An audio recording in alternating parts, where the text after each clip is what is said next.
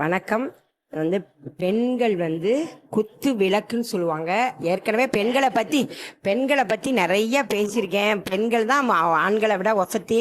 பெண்கள் அடிமையே கிடையாது, மட்டம் கிடையாது. நம்ம சொல்லி சொல்லி சொல்லி நம்மளாம் செஞ்சுக்கிறோம். தாய்மை, பெண்மை, பசு தான் தெய்வம், பசு தான் பெண்ணு, பசு தான் தெய்வமாக கொண்டாடுறோம். அதனால் பெண்கள் தான் ஆண்களை விட வசதி அப்படின்னு நிறைய 2-3 ஆடியோ போட்டிருக்கேன். திருப்பி சொல்கிறேன், பெண்கள் தான் ஆண்களை விட வசதி. இன்னொன்று, பெண்கள் எந்த கடுகளவு கூட கொடுமைப்படக்கூடாதுங்கிற நல்ல எண்ணத்தில் தான் சொல்கிறேன். இந்த காலத்தில் முன்னேற்றம்ங்கிற பேரில் ரொம்ப பாதாளத்துக்கு போயிட்டுருக்கோம். இது ரொம்ப தவறு. நம்ம பசுவை இன்னும் தெய்வமாக நினைக்கிறோம். பெண்கள் எவ்வளோ வேணாலும் படிங்க, எவ்வளோ பெரிய வேலைக்கு வேணாலும் போங்க.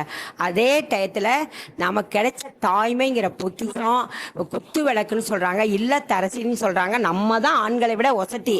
அப்படி இருக்க பட்சத்தில் சமீபத்தில் சில சீரியல் பேர் சொல்ல விரும்பல, அந்த குடும்பம் ஒரு அழகான குடும்பம். ஒருத்தருக்கு ஒரு உடம்பு சரியில்லைன்னா அன்பை கவனிச்சுக்கிறாங்க. கண்ணியமான குடும்பம்.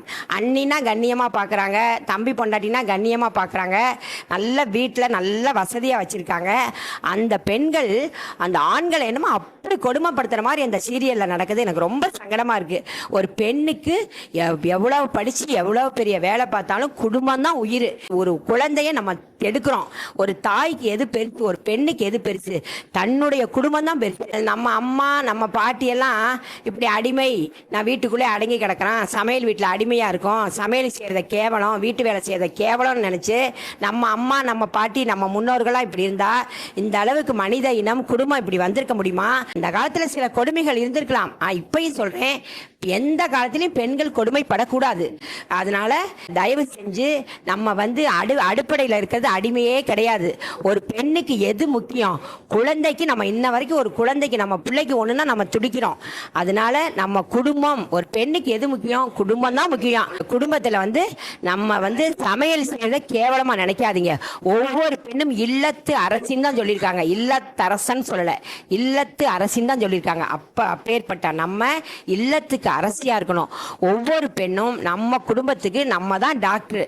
ஒவ்வொரு பெண்ணும் சமையல்ல பாங்க செஞ்சு போட்டோம்னா ஆஸ்பத்திரிக்கு போற வேலையே கிடையாது.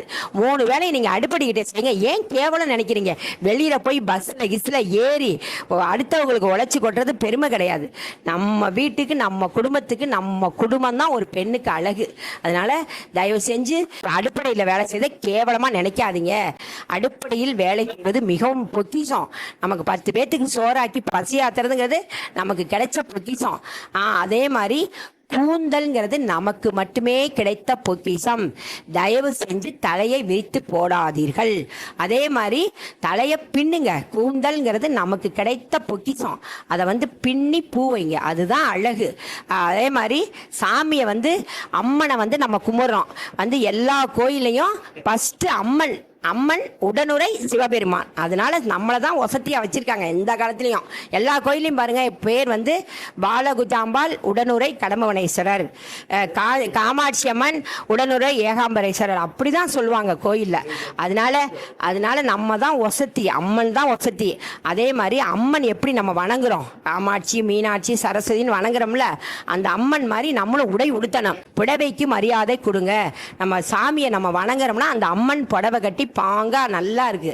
அதே மாதிரி நம்மளும் புடவைக்கு முக்கியத்துவம் கொடுங்க. தயவு செஞ்சு பெண்கள் தப்பா புரிஞ்சுக்காதீங்க. உங்க நன்மைக்கு தான் சொல்றேன். எந்த பெண்களும் திருப்பி சொல்றேன், எந்த பெண்களும் கடுகளவு கொடுமைப்படக்கூடாது அப்படிங்கிற நல்ல எண்ணத்துல சொல்றேன். தயவு செஞ்சு பெற்றவங்களும் புரிஞ்சு பிள்ளைங்களுக்கு நல்ல பழைய கல்ச்சரான உடைகளை திருப்பி கொண்டு வாங்க. இதில் தவறு இருந்தால் மன்னிச்சுக்கங்க. நன்றி, வணக்கம்.